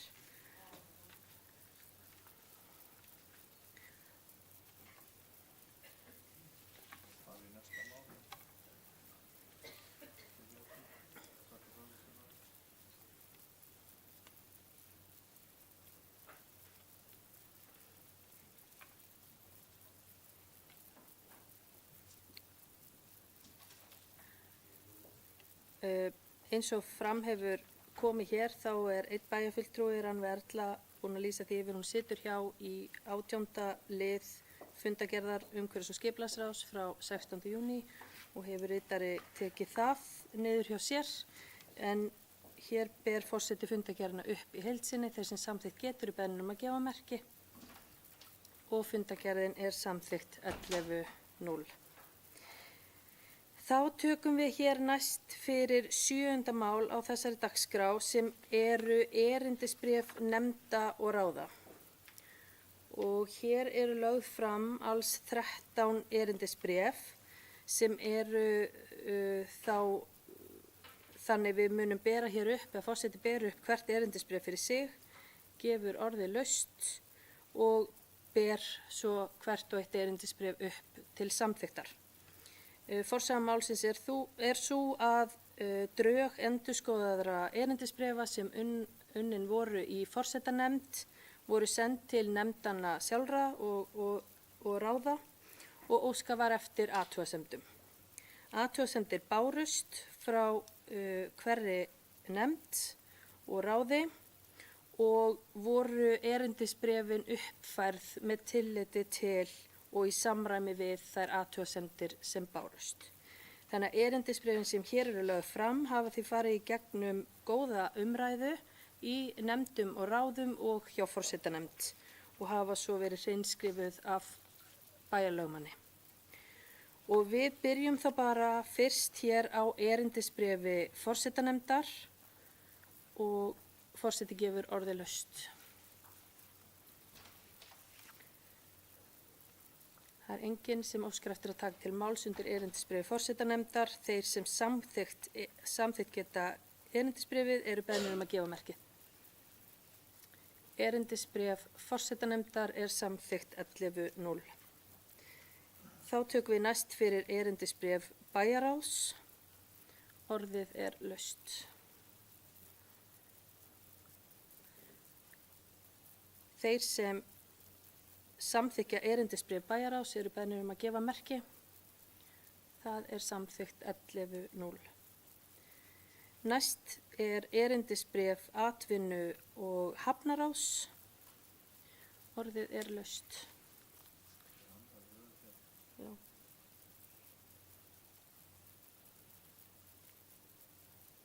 Enginn sem óskar eftir að taka til máls undir erindisbréfi atvinnu og hafnaráðs. Þeir sem samþykkja það eru beðnir að gefa merki og erindisbréf atvinnu og hafnaráðs er samþykkt hér 11:0. Þá tökum við næst fyrir erindisbréf íþrótta- og tómstundaráðs. Orðið er laust. Enginn sem óskar eftir að taka til máls. Þeir sem samþykkja erindisbréf íþrótta- og tómstundaráðs eru beðnir að gefa merki og erindisbréfið er samþykkt 11:0. Þá er það næst erindisbréf lýðheilsuráðs. Orðið er laust. Enginn sem óskar eftir að taka til máls. Þeir sem samþykkja erindisbréf lýðheilsuráðs eru beðnir að gefa merki og erindisbréfið er samþykkt 11:0. Þá tökum við næst fyrir erindisbréf menningar- og þjónusturáðs. Orðið er laust. Enginn sem óskar eftir að taka til máls. Þeir sem samþykkja erindisbréf menningar- og þjónusturáðs eru beðnir að gefa merki og það er samþykkt 11:0. Næst er það hér hjá mér erindisbréf menntaráðs. Orðið er laust. Enginn sem óskar eftir að taka til máls. Þeir sem samþykkja erindisbréf menntaráðs eru beðnir að gefa merki og það er samþykkt 11:0. Þá er það erindisbréf sjálfbærniráðs. Orðið er laust. Margrét Sanders, gjörðu svo vel.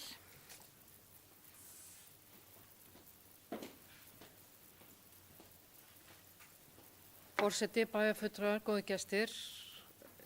Biðst afsökunar á að hafa ekki komið með þessa hugleiðinga fyrr, en eftir að hafa rætt við herra Google þá hef ég áhyggjur að því að orðið sjálfbærniráð eða sjálfbærnisráð sé og þröng skilgreining fyrir það sem að fyrrum framtíðanefnd á að fjalla Þannig að það er ábending að við getum þá breytt í síðar og kemur með engum fyrirvara. En við vorum að ræða þetta í gær og ég bara hreinlega gleymdi þessu. Og svo kem ég upp núna og aftur ég biðst afsökunar á því en óska þá eftir að við hugleiðum þetta aðeins og skoðum breytingu eða allan að bætum við einhverju hugtæki þarna með.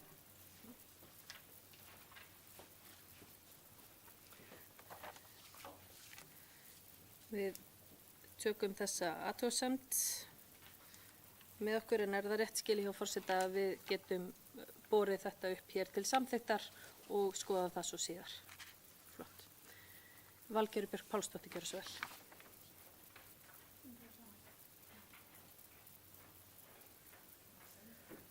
Virðulegi forseti og bæjarfulltrúar, tek undir með bæjarfulltrúa Margréti Sanders, ég var búin að benda akkurat á þetta en lagði það bara inn og sagði að það væri samt alveg hægt að taka ákvörðun þetta en þá aðeins að hugsa máli svo sem í haust, svo bara þurfum við að fara að vinna áfram. En ég veit að pælingin kom út frá heimsmarkun með Sameinuðu þjóðanna sem er sjálfbæra þróun og í samtali við þau sem eru eða fulltrúa í nefndinni var svona pælingin að það næði yfir rosalega margt en ég kom með það að það var ekki svona dagstælugu skilningu fólks. Þú veist, ef að lýðræðismál að vera þarna undir, það er enginn sem tengir það beint við sjálfbærni. Það verður svo umhverfisvænt en ég allavega kom með athugasemdina en þú veist, var samt ekki á móti þessu. En ég er alveg sammála að við þurfum eiginlega að taka kannski bara aftur snúning á þessu í haust þegar komið eitthvað meiri pælingar út af því við tókum einhvern veginn enga umræðu þetta hér á þessum vettvangi. Þannig að já, heldur bara koma þessu á framfæri. Takk.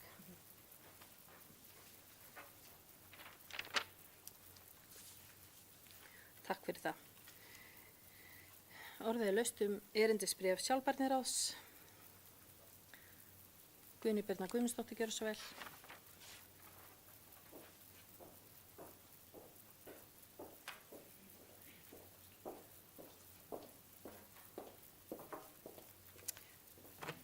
Virðulegi forseti og kæru bæjarfulltrúar, bara góð umræða hér nafnabreytingu á framtíðaráði í sjálfbærniráð. Ég skil pælingar þínar, Margrét Sanders, og bara gott bæjarfulltrúar Valgerður að koma upp líka með þínar. Þetta ég held að mestu leyti sé út af því að við erum að spegla okkur í heimsmarkmiðum Sameinuðu þjóðanna sem er ekki skyndilausn og er ekki skammtímaverkefni. Þess vegna erum við að horfa í þessi ríku verkefni sem tengjast þarna og við tilgreinum líka sérstaklega undir 4. grein, ef ég má með leyfi forseta, það sem kemur fram að sjálfbærni er víðfeðm og snertir ekki einungis umhverfismál, þannig að það kemur sérstaklega þar fyrir, heldur einnig almennt félagslegt réttlæti, heilsu og velferð, menningu og efnahagslíf. Sjálfbærniráð skal sérstaklega líta til UFS þátta eða annara viðurkenndra mælinga og eftirlitsaðferða. Þannig að við erum að vitna líka í regluverkið í kringum sjálfbærnina í heilsinni en að sjálfsögður ekki því að vankanóttu að fara með þetta af stað, sjá þróunina og endur með þetta svo. Það er algjörlega meinlaust. Takk.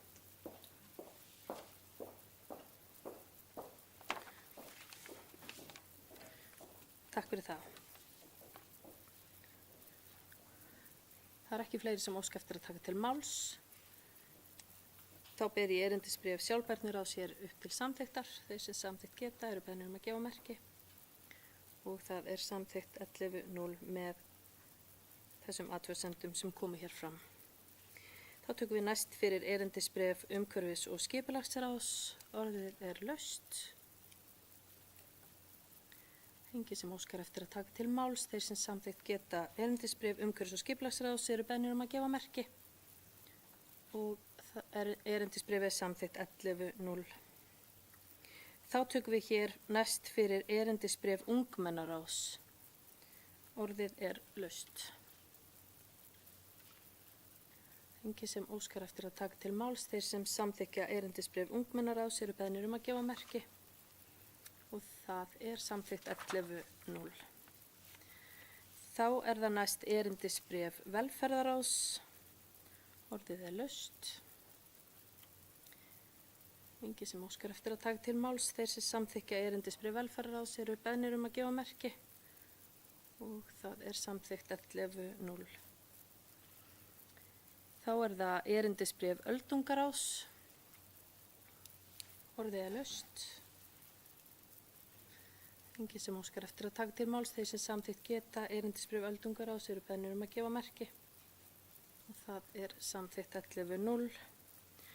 Og síðast tökum við hér fyrir erindisbréf stjórnar eignasjóðs. Orðið er laust. Enginn sem óskar eftir að taka til máls. Þeir sem samþykja erindisbréf stjórnar eignasjóðs eru beðnir að gefa merki og það er samþykkt 11-0.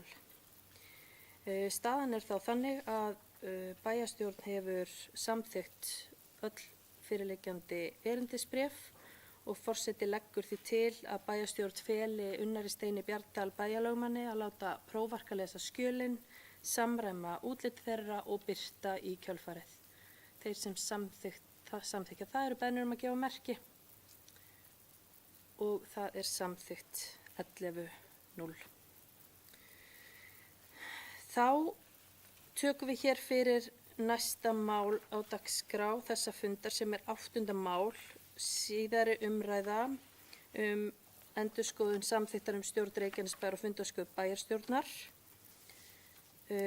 Engar breytingar hafa orðið frá fyrri umræðu sem fór fram á síðasta bæjarstjórnarfundi en á þeim fundi láðist forseta nefna að í lok 61. greinarinnar sem ég fór yfir á þeim fundi þar sem breyting var gerð á afleysingu bæjarstjóra var tekin út ein setning og ætla ég að lesa það hérna bara núna. Bæjarfulltrúar hafa haft bæjarmálasamþykktina undir höndum í þó nokkuð tíma þannig að í þessari grein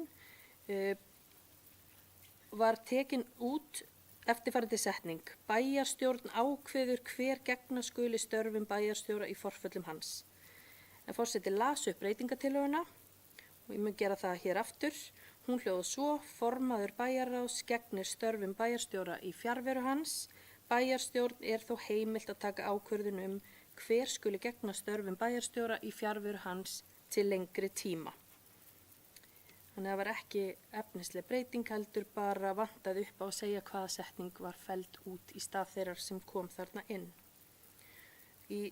Eins var vísun í 62. greininni í ákvæði starfsmannastefnu Reykjanesbæjar sem tekin var út í samræmi við aðrar greinar í bæjarmálasamþykktinni.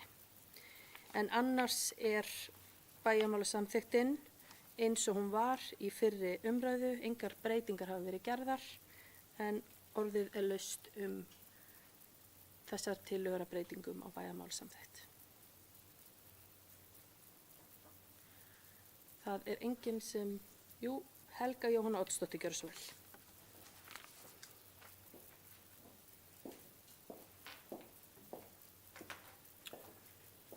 Forseti, ágætu bæjarfulltrúar, það er í rauninni ein spurning sem vaknar svona þegar maður les þetta með þessum gleraugum.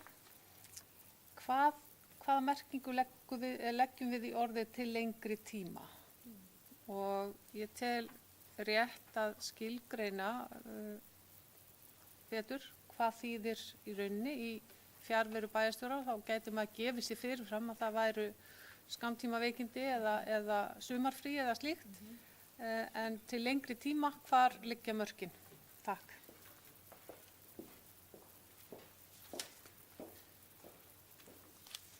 Friðjón Einarsson, gjörðu svo vel.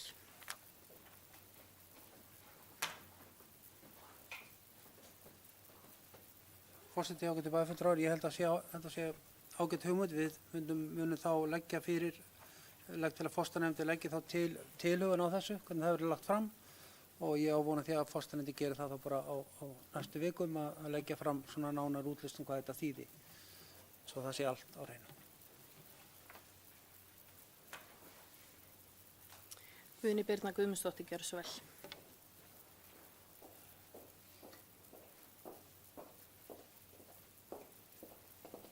Frú forseti, kæru fulltrúar, bæjarfulltrúar, afsakið. Ég, fyrir hönd forsetanefndar, allavega eins og ég skildi þetta, var ef að er að ræða lengra frí en það sem kjarasamningsbundið, þú veist.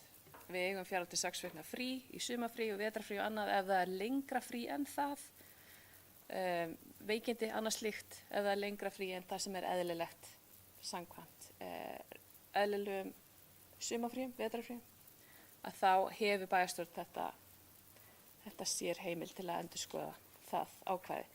Ef ég skil þetta rétt eins og við höfum rætt innan forsetanefndar. Takk.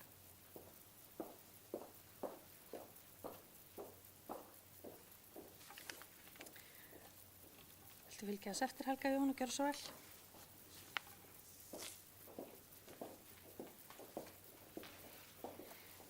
Forseti, ágætu bæjarfulltrúar, bara til þess að fylgja þess eftir.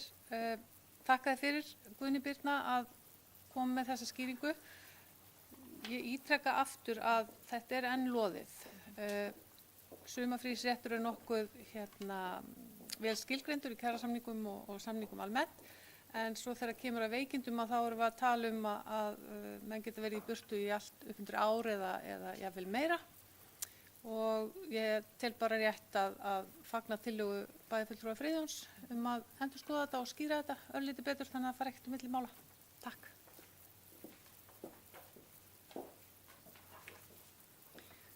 Takk fyrir, það er alveg sjálfsagt og þetta kom akkurat til tals eins og bæjarfulltrúi Guðný Birna minntist lítilega á að við erum að tala þarna til skemmri tíma, þá er átt við þessi hefðbundnu orlof en til lengri tíma gæti við skilgreint betur, þannig að við tökum það bara með inn í áframhaldandi vinnu.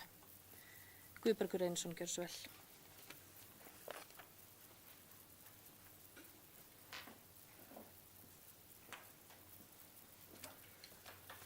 Forseti, bæjarfulltrúar, fyrirgefið að ég er að lengja fundinn.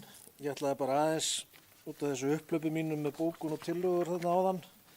Þá er ég auðvitað í forsetanefndinni og búinn að lesa þessa bæjarmála samþykkt spjaldan á milli, en letrið er bara svo lítið. Ég sem sagt hoppaði inn í 24. grein þar sem stendur að bæjarfulltrúi hefur málfrelsi, tillögurétt og atkvæðisrétt á bæjarstjórnarfundum. Ég sem sagt skoðaði ekki þar sem kemur í 11. grein að bæjarfulltrúi sem óskar eftir að fá mál tekið á dagskrá bæjarstjórnarfunda skal tilkynna það bæjarstjóra skriflega með tillögu eða fyrirspurn 5 sólarhringum fyrir fund. Og ég svo sem hélt bara að ég væri að fylgja eftir bókun síðan í fyrra. En fyrst ég með orðið þá var ég nú að vona að á milli þessara bæjarstjórnarfunda myndi einhver segja eitthvað út af því að það er verið að fella niður framkvæmdastjórnina. Ég var sem sagt búinn að óska eftir því að íþróttamálin fengi að komast að því borði. Vonandi verður íþróttunum samt gert hærra undir höfði og að þeir fái kannski einhverja fundi með þessum æðstu stjórnendum bæjarins. En annars takk fyrir góðan fund. Takk fyrir þetta.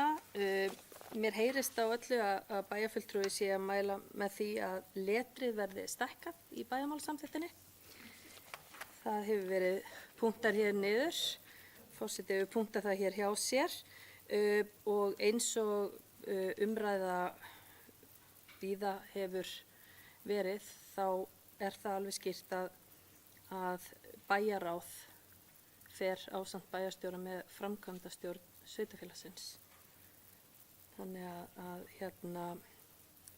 við ræddum okkur niður á það einmitt að það væri kannski með öðrum hætti hægt að lyfta íþrótta- og tómstundamálum hærra heldur en einhverju vilja meina hafi verið og við kannski, og það er allt í lagi að vera sammála að vera ósammála ef einhverjir eru það og við höfum trú á því að við séum að vanda til verka og allir málaflokkar fái það pláss sem að þeir þurfa til að vaxa og dafna. Margrét Sanders, gjörðu svo vel.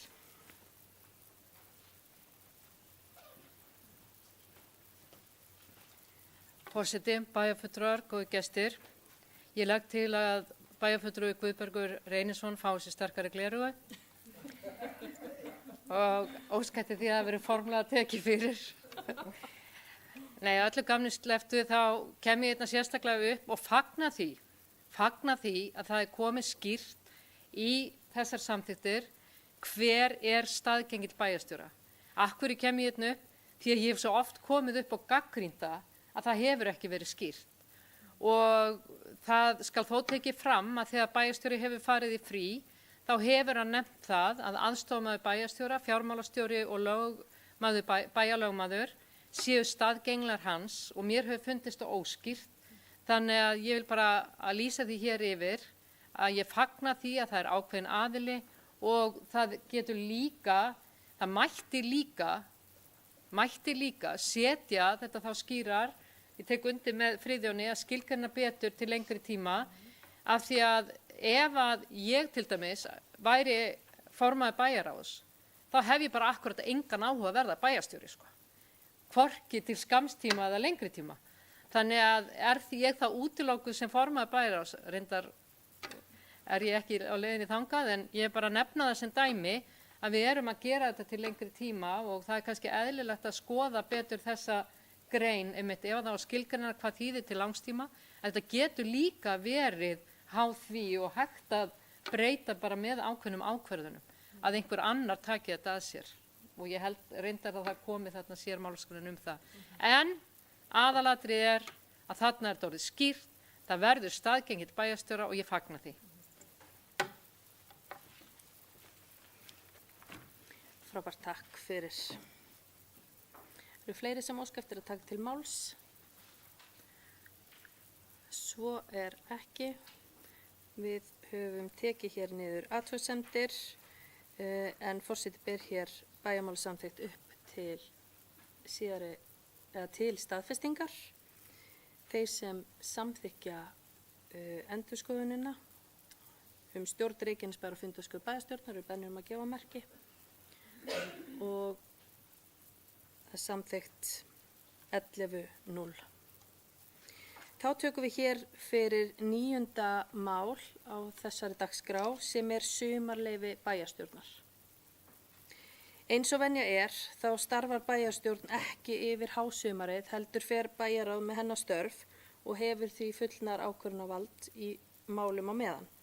Forseti mun hér leggja fram tillögu að svo verði og vill að samaskapi benda á að vanin er að bæjarstjórnarfundir séu haldnir 1. og 3. þriðjudag hvers mánaðar en þar sem það eru 5 þriðjudagar í ágúst verður tillagan svo að bæjarstjórn komi saman að loknu sumarleyfi 4. þriðjudag ágústmánaðar.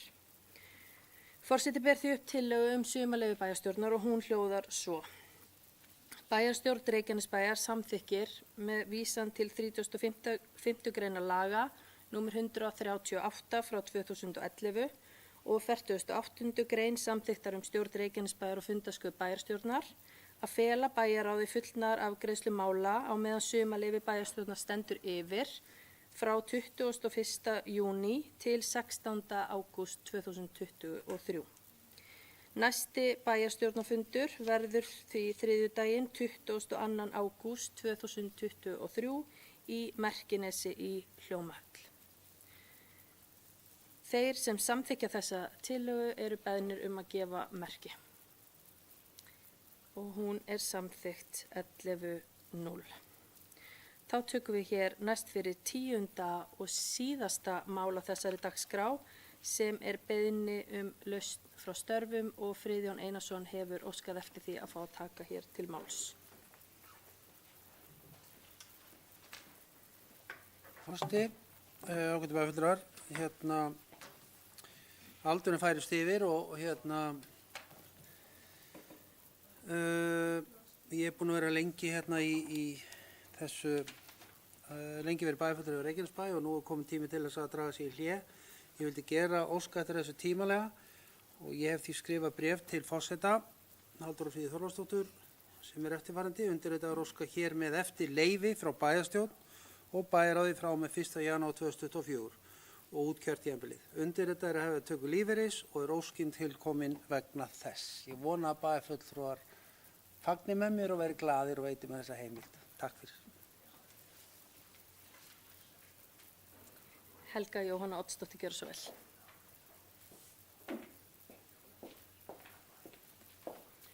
Forseti, ágætu bæjarfulltrúar, kemur upp hérna sérfræðingurinn í manni og óskar eftir frekari skýringu. Það er kannski að byrja í bakkafullan lækin að vera ávallt að biðja skýringar á því hvað hlutirnir þýða. En í dagskrá fundarins er talað beiðni lausn frá störfum og er það í einnig heiti þess bréfs sem að fylgir dagskráliðnum. Í bréfinu segir hins vegar, og aftur með leyfi forseta og með fullri virðingu fyrir bæjarfulltrúa Friðjóni, undirritaður óskar hér með eftir leyfi frá bæjarstjórn og bæjarráði frá með 1. janúar 2024. Spurning mín er einfaldlega þessi, erum við að tala lausn úr embætti eða lausn frá störfum eða erum við að tala leyfi frá störfum og hvað felst þá í því? Takk fyrir. Forseti gefur bæjarfulltrúa Friðjóni Einarssyni orðið til að svara þessari spurningu. Það er að laga hérna undir svona. Forseti, ágætu bæjarfulltrúar. Það er svona þegar aldurinn færist yfir og maður hefur tökur lífeyris að þá ruglast kannski hlutir en ég er að sjálfsögðu ósketi laust frá embætti, svo það sé alveg skýrt.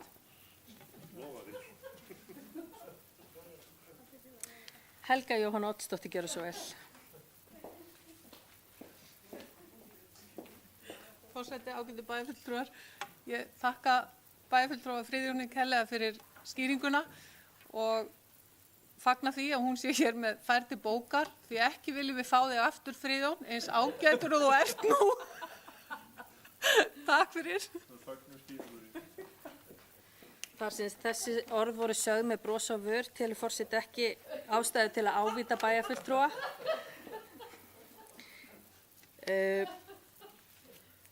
En eins og fram hefur komið hér, þá sendi bæjarfulltrúi og formaður bæjarráðs Friðjón Einarsson formlega ósk með bréfi til forseta að fá lausn frá störfum frá og með 1. janúar næstkomandi 2024 og út kjörtímabilið.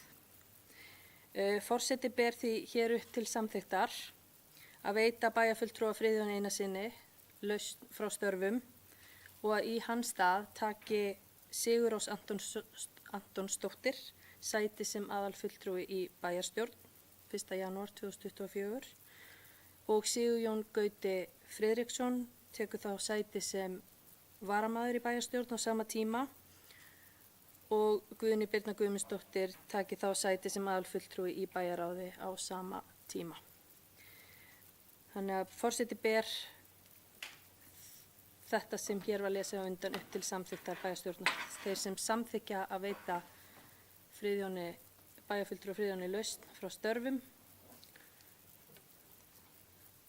og það er samþykkt 10-0 og hérna, já. Þannig að við þurfum nú ekki að þakka Friðjóni fyrir samstarfið strax. Hann gerði þetta með góðum fyrirvara.